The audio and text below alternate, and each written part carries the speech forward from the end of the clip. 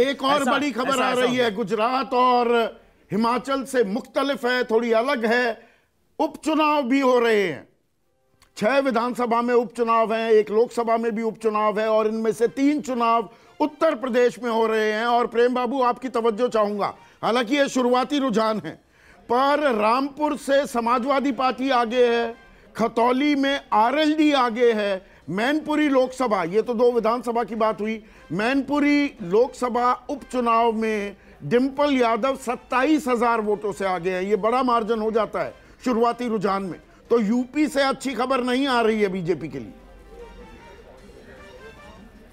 नहीं संदीप बाबू, आप जानते हैं कि मैनपुरी रामपुरी जो है और रामपुर जो है वो समाजवादी पार्टी का गढ़ रहा है, लेकिन हम गढ़ भी धराशायी करने में कामयाब होते रहे हैं। जैसे हमने आजमगढ़ का गढ़ धराशायी किया और रामपुर में भी हमने जो है पिछले लोकसभा चुनाव में हमने उस रामपुर के लोकसभा क्षेत्र को भी जो है धराशायी किया। हम अपेक्षा करते हैं कि मैनपुरी और रामपुर में हमारा परफॉर्मेंस बेटर होगा। नहीं, बेटर क्या होता है, या तो आप जीतेंगे या आप हारेंगे, यहाँ तो बड़ी सीधी सी बात है। पर उपचुनाव अमूमन सत्ताधारी दल के पक्ष में जीतने के लिए जाते दिखते हैं। Correct me if I am wrong.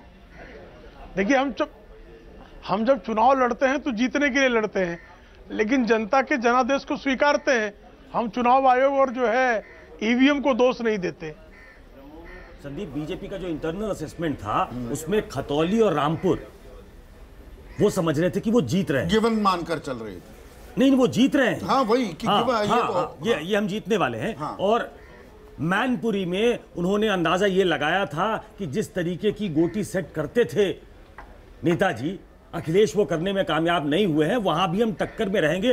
हो सकता है कि हम मैनपुरी भी उनसे छीन लें, लेकिन 27,000 की लीड एक अच्छी लीड होती है। और बाकी दोनों जगहों शुरुआती रुझान में ही 27,000 बहुत बड़ी लीड हो जाती है। काफी बड़ी लीड है। इसका मतलब जो उनका देहांत हुआ है उससे जो सहानुभूति मिली है उसका असर और चाचा भतीजा का साथ आना, चाचा भतीजा का साथ आना भी एक बड़ा भार्गव पारीक। लेकिन अभी गुजरात की बात करते हैं, उसके बाद हिमाचल पर भी आएंगे।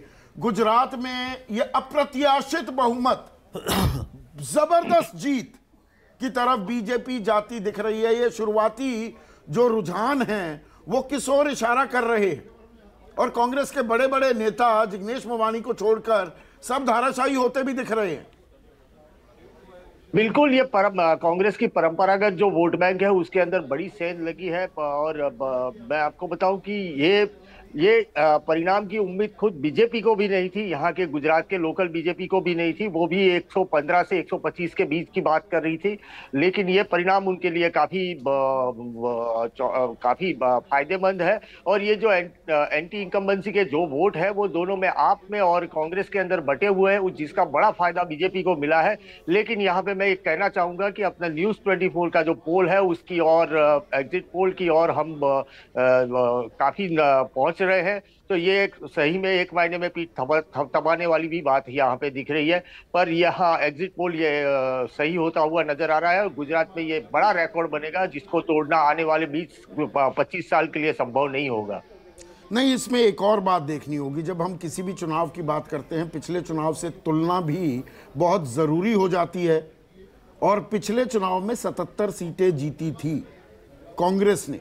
कांग्रेस के 41.5% वोट शेयर था, जो कम नहीं होता है। 41.5% बाकी राज्यों में जहां थोड़ा सा ट्रायंगुलर फाइट हो जाए तो वो जीतने वाला आंकड़ा हो जाता है। तो यहां ये बात साफ दिखाई दे रही है कि कांग्रेस के ग्राफ में वोट शेयर में जबरदस्त गिरावट आ रही है। तो जो आपने परंपरागत वोट की बात की, और हमारा ट्रैकर भी ये बता रहा था कि अनुसूचित जनजाति में तो दूसरी पसंद आम आदमी पार्टी बन गई है। मुसलमानों में भी बराबर की टक्कर, पटेलों में बराबर की टक्कर, ओबीसी में बराबर की टक्कर वो देती दिखी है। तो कहीं ना कहीं जो वोट बैंक जो कागजों में, और सुकेश लगातार कहते आ रहे हैं, विनोद जी ने भी ये बात कही है कई बार, कि अगर कागजों में और सामाजिक राजनीतिक समीकरण देखें तो दरअसल पेपर पर, सिर्फ कागज की बात कर रहा हूं, कांग्रेस को हराना बड़ा मुश्किल दिखेगा। पर वो कागज पर ये गणित तो पर्चियों में उड़ता दिख रहा है। बिल्कुल, आपकी बात बिल्कुल सही है, लेकिन यहाँ पे मैं एक दूसरी भी चीज बता दूं। पिछली बार के जो नतीजे थे उसके अंदर नोटा ने बहुत बड़ा खेल खेला था। पिछली बार चाहे 1.8% नोटा के वोट थे, लेकिन 142 सीट पे तीसरे नंबर पे नोटा के वोट थे, और 59 सीट ऐसी थी कि जहां पे कांग्रेस और बीजेपी में विनिंग मार्जिन से नोटा के मार्जिन, वोट का मार्जिन काफी ज्यादा था।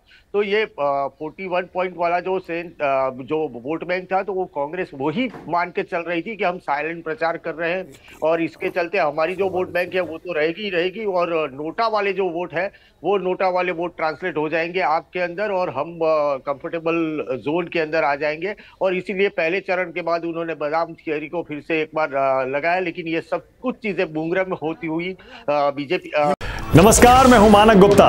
अगर आपको हमारा ये वीडियो पसंद आया हो तो इसे लाइक और शेयर जरूर करें, और हां, हमें सब्सक्राइब और फॉलो करना ना भूलें, ताकि आप देश और दुनिया की कोई खबर मिस ना करें। तो जुड़े रहिए हमारे साथ और देखते रहिए News 24।